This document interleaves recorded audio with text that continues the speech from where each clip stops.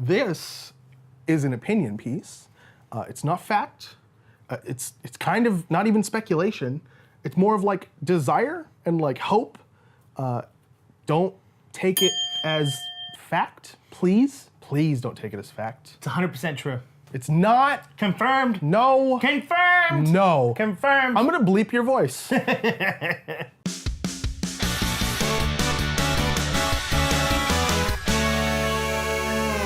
Hi everyone, welcome to GameGorgon. My name's Indigo. And I'm Krug. And today we're going to be talking about the real life facts that Xbox Pass is the future.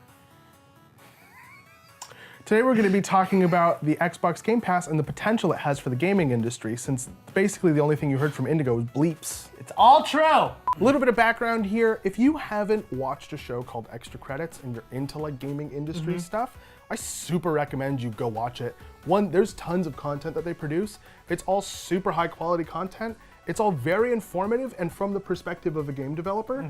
And it's kind of like animated in a really fun and kind of like engaging, entertaining way. One of the episodes, they talk about how much should a video game cost. And they mention things like the price of a game hasn't gone up since it started being $60 way long ago. That even adjusting for just inflation, it should be about $75.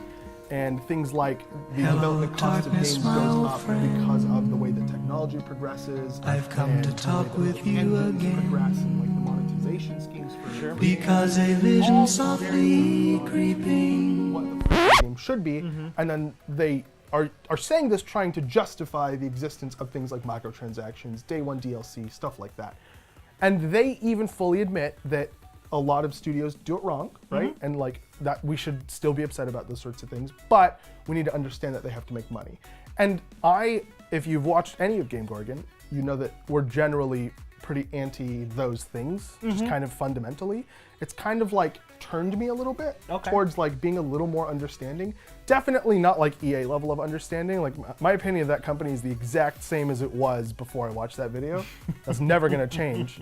Now, what we're trying to talk about here is another alternative to what we've been seeing in the gaming industry, which is again, DLC microtransactions, so on and so forth. So what does any of that have to do with Game Pass? The image in our head is you pay a subscription to a distributor, like Microsoft. Ideally, it would be a neutral distributor, like a Steam, because with Microsoft doing it, there's a whole host of other problems that we don't necessarily want to expose ourselves to. So let's say someone like a Steam. Steam has all these people paying a subscription and they have this reliable, predictable income, and they can take this income and go to development studios and say, hey, produce us a game that does something like this. That's what we think is going to happen. Or pitch us an idea. Yeah. And they get ideas pitched to them. And Which I will say that's way better. Yeah, of course, yes. They pick the pitches that they think are going to succeed, and they basically pay the developer to produce that game. And so the developer gets like basically seed money, right?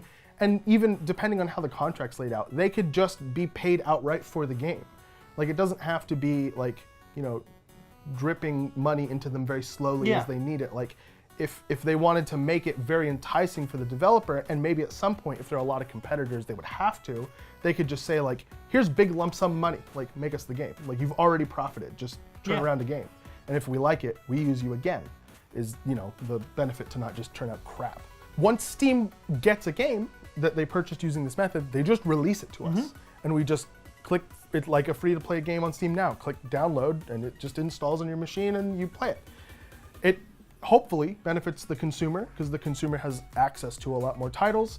The consumer has a very predictable spend on games. They don't necessarily have to choose between one or another if, you know, multiple titles come out in a really short period. Yeah, it's a subscription. You know exactly how much you're going to be spending no matter how much you use it or how little you use it. Exactly. The metrics of success are, does this game get me new subscribers? Does this game retain my subscribers?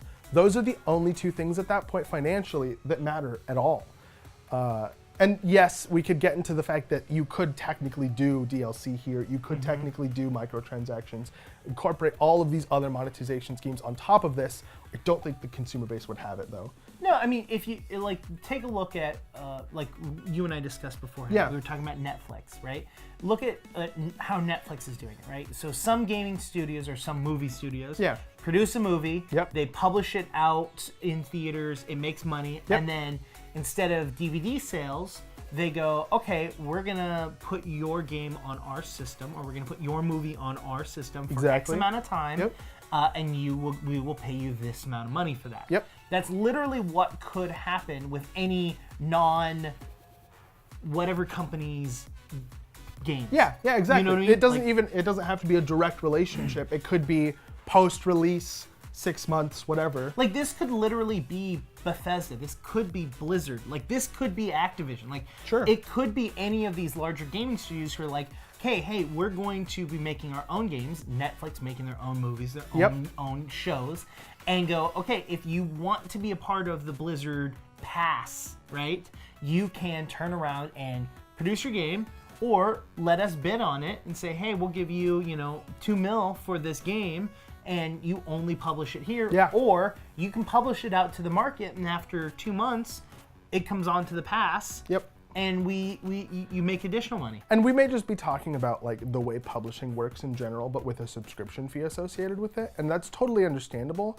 But like the benefits that just that one change to that workflow, I guess, could add are super interesting to me. Like I really want somebody to try it. I will be an early adopter just to see what happens. Yeah, and I mean, Microsoft is doing it, and I'll be honest, I'm very close to getting it. Yeah, me I'm too. very, very close. Just from the titles that they're publishing, I've played 2 of the games, Sea of Thieves and State of Decay. Mm-hmm. Just doing the subscription fee, I would have saved more money than buying them. So far. Exactly. And like we talked about the Game Pass before, and how all over its site we have 100 games. It has over 250 games right now. Like, and back then it even had more than 100 games. So like the quantity is there. Potential downsides to this, one, and I think the most glaringly obvious, is that by paying a gaming subscription to play your games, when you stop paying the subscription, you lose access to your games. Yes. Surprisingly, there's actually a really interesting answer to that problem in the form of the Zune. I don't know if anybody remembers the Zune. It was a Microsoft Music MP3 player around the iPod days. And it had a similar model where you paid a subscription, you can listen to as much music as you want with your Zune. But every, I think, month, they gave you the option to own 3 songs. So those became songs that even if you stopped paying for the Zune subscription, you could still listen to them. Yeah, and I mean, it made Ridiculous. sense at that time, especially when each song was only $1 a piece, Yeah. 99 cents a piece. So now you're looking at spending a $10, $15 subscription Yeah. for one, unlimited listening, Yeah. but then you're also getting 3 songs. Yeah. So I think it would probably be I mean, closer to every- like 3 months, you get 1 game. Like, Yeah, or like maybe once every 8 months even. Like Yeah. it would just, it makes sense at a certain point, right? To just be like, hey, you can play this game forever now. Yeah, there are some issues there, and I super get that. There are issues with everything. Like, for example, the current payment model has tons and tons of room for exploitation in it. And if we can try something new, and the developers or the publishers or studios or whoever try something new and see first how to do it well without being, slimy, I guess, for lack of a better term. If that's really all it takes for them to, fix that kind of problem, I'm all for trying it. That's all I want to see. Is I want to see less sliminess. I want to see less abuse. All right, everyone, head down in the comments and let us know, does this sound or even remotely like Feel, like it could, 1, be real, or 2, something you'd be interested in? or am I dumb? Or should QueueTimes start the QueueTimes Game Pass? Yes, if you want us to do that, send your investment on over to QueueTimes.com. Send an email to admin@QueueTimes.com. We'll let you know our banking information. Nope, I won't. While you guys are down there, make sure to hit the like button, and if you didn't like the video, I guess you could hit the dislike button. Sure. I mean, if that's a thing you want to do. Be sure to let us know why. Yeah. And then hit the subscribe button so that you can continue to watch our horrible products, because you already disliked it, so why would you subscribe? And then if you hate yourself even more, hit the bell icon so you can get notified every time we send a piece of product that you are going to most likely hate. Our audience are massive. If you guys want to tell us how horrible we are on Twitter, you can do that by hitting me up at IndigoQT. You can get me at QueueQT on Twitter. You can also reach both of us at _QueueTimes on Twitter or at QueueTimes on Instagram. We've been GameGorgon. We'll see you guys next time. I'm depressed because of what Indigo said. Made me sad.